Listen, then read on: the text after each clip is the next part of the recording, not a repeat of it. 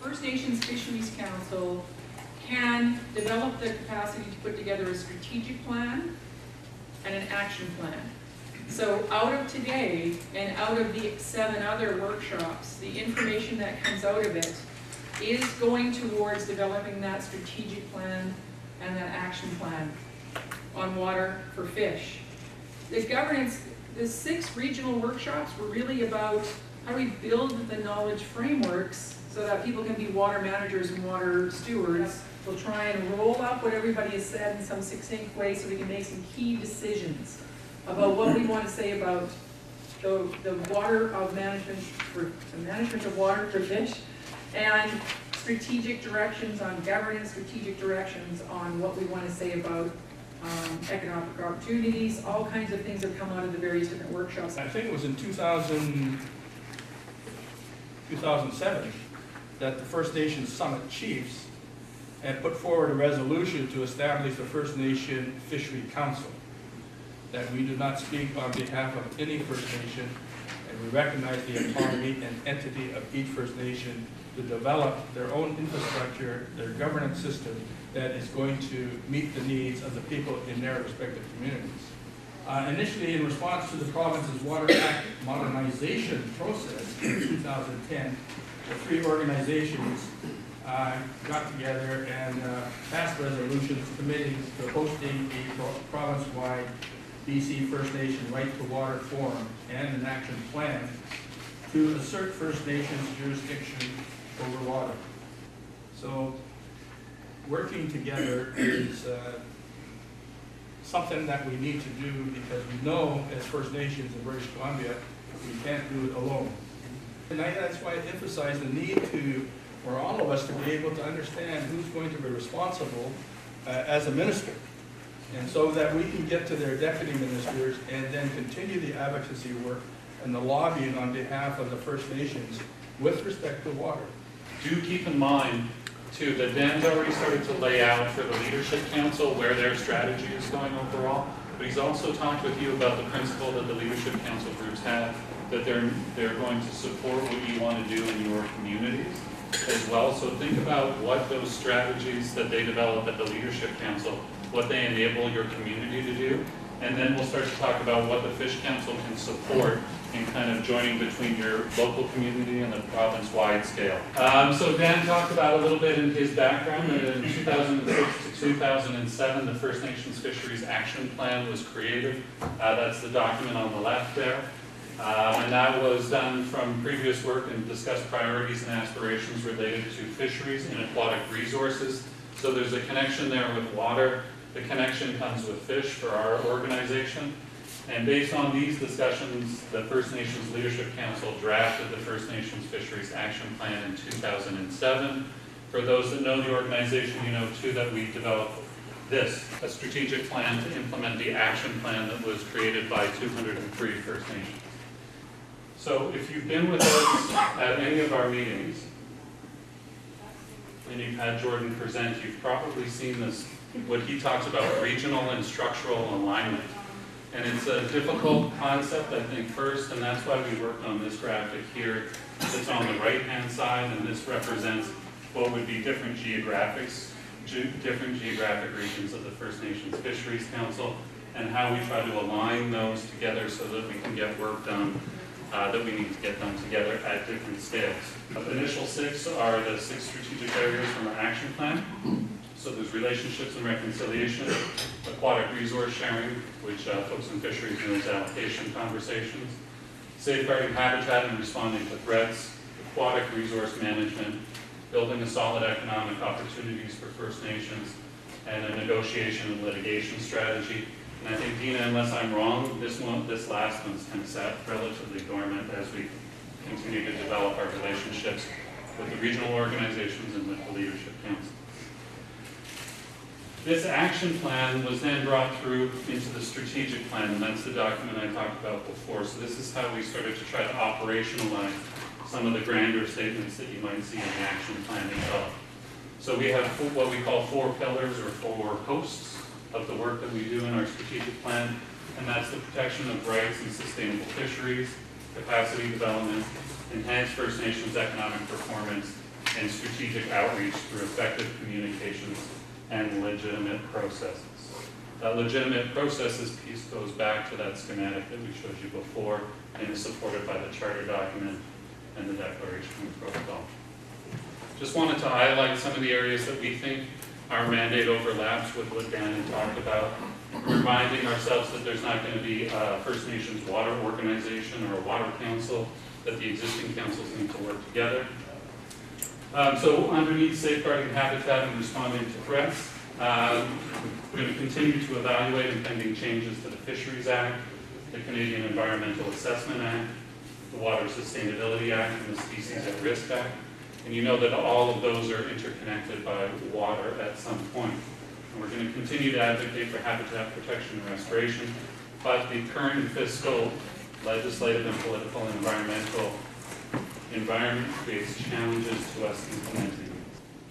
How long are we going to be talking about water? How many more years? It's a little bit of a frustration because we sit as IMOG, we sit up with the river, the tracks, and all these things. We talk about all of our issues as First Nations people for 2 springs. Oh, we hear your comments, but you know what? Business as usual. So these are the kind of things that really concern me when we're trying to get somewhere as First Nations people on the coast.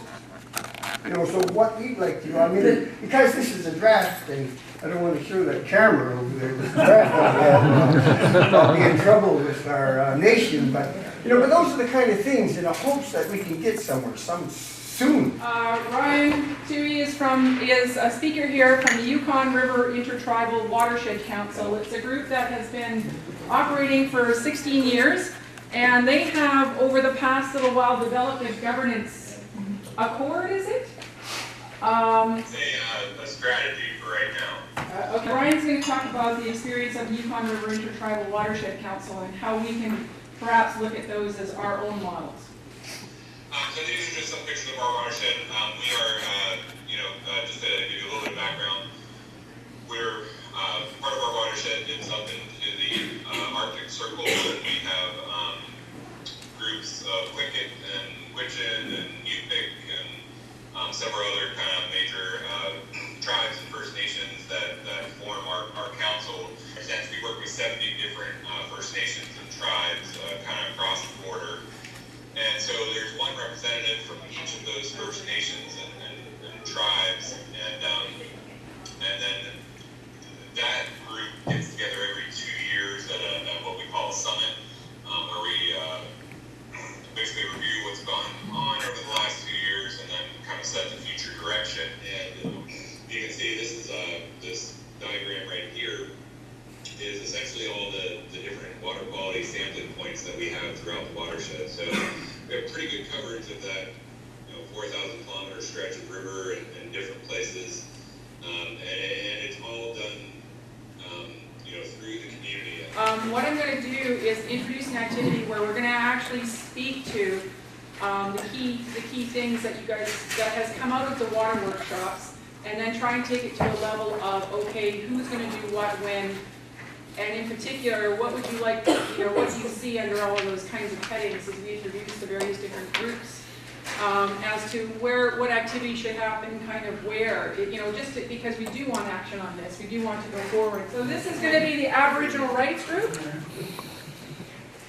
This group is gonna be resourcing and revenues. You guys are going to be water quality, and your group is planning processes. So what are you going to do? And if you don't think that you can contribute the most to this particular group, there's this group called education. Okay? Education right here in capacity building. Okay, so that's the strategy. And what's the action? They're putting out it's more because it doesn't take pictures very well.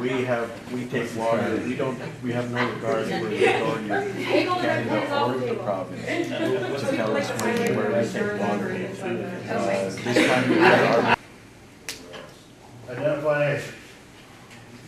Identification of water quality benchmarks. We had at the local level, in terms of receiving royalties, how to get fair resource sharing. And the group felt that a model was needed. We needed, and that the First Nations, perhaps Energy and Mining Council could help with that, and also the Fisheries Council could deal with that as well.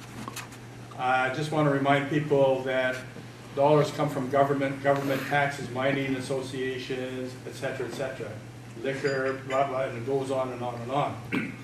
And so we get our funds from government. Interesting about Enbridge, they provided financial resources to First Nations to do a study, and that all comes from the referral process. And the referral process, many of the First Nations are saying, you as industry have to pay for building our capacity to ensure that we do a study in our that particular area so that we can come up with our own findings. If anything, First Nations are holding the line on this planet in terms of helping it to, survive longer and us to survive as a result.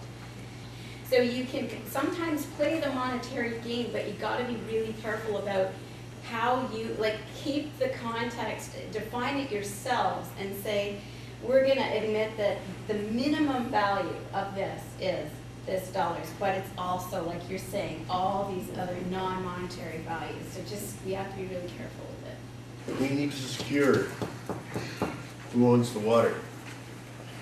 Legitimate First Nations rights to the water. How are we going to do that? Prove it.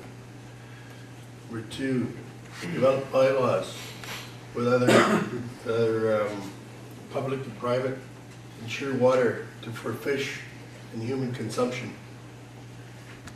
Evaluate existing laws and regulations and can't read your writing. With respect to protecting and maintaining adequate water for fish and human consumption. So we framed it under free, prior, informed consent. When we talk about rights and protecting our rights. So that was quite a healthy discussion, and we come to some resolution and we solved it. So that's how it gets done, is to have it amended by statute. What we need to do is remake that regime, that management regime, with Aboriginal interests and rights as a priority. Before the permit is issued, before the use is implemented, you should know you're going to be accommodated. Your nation, each nation is autonomous. Nobody else can say for you what's good enough. So that legislation has to be amended. So they have to come and talk to your government. But at the same time, you have to be equipped to be able to answer the question in their language. Because that disconnect between our people and the rest of Canada and British Columbia, if it continues, we will have no rights. Right now, the way those rights are working, they're minimizing our rights to being just a regular Canadian.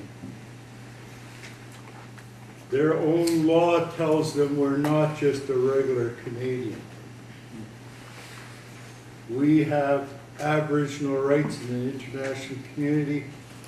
It's the Indigenous rights. And they say they recognize it, let's make them live up to it. That's what we've got to do with it. Water, it's the nectar of the gods. It's important to all life on this planet.